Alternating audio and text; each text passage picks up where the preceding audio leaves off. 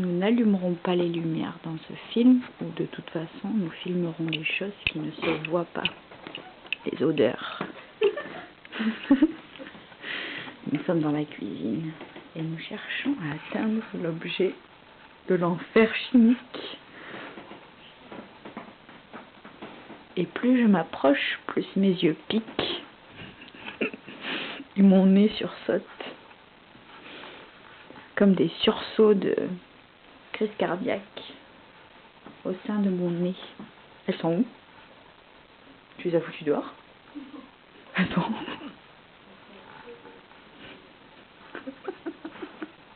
Oh, elles sont là. Vous n'y voyez rien, mais vous devriez le sentir. Ce sont des bottes noires fourrées au poil de Yeti. Un Yeti qui devait certainement vivre dans une énorme décharge radioactive. Et donc, ça sent très très fort tout à coup. C'est hardcore. Et là-bas, nous avons un second objet de la puanteur qui dort confortablement dans son lit. Qui est, bon, en fait, ils dorment dans leur lit. Ce sont des pieds pourris. En voie de décomposition, même je dirais en décomposition avancée. Ici la patiente Claire Gabol qui semble avoir été atteinte au niveau des yeux, brûlure au 3e degré après avoir tenté de déplacer les chaussures maudites. Les chaussures qui sont encore, j'ai l'impression que ça sent encore plus depuis que tu les as bougées, c'est horrible. Putain, c'est fou, ça émane là.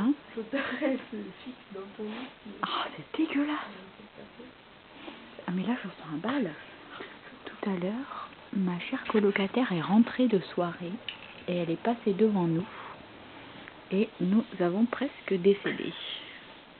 Enfin nous sommes presque décédés. Non, nous avons décédé. Enfin bref. We almost died. C'était terrible.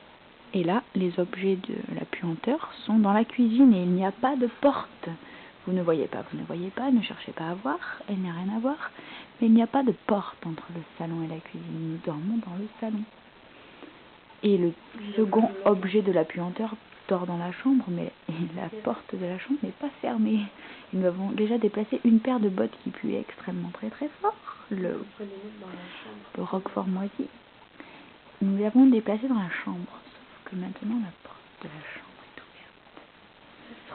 Nous avons donc une double source de puanteur. La chambre et la cuisine, et nous nous trouvons au centre de cette réunion d'odeurs. Réunion qui se fait très très forte. C'est l'appel du vomi.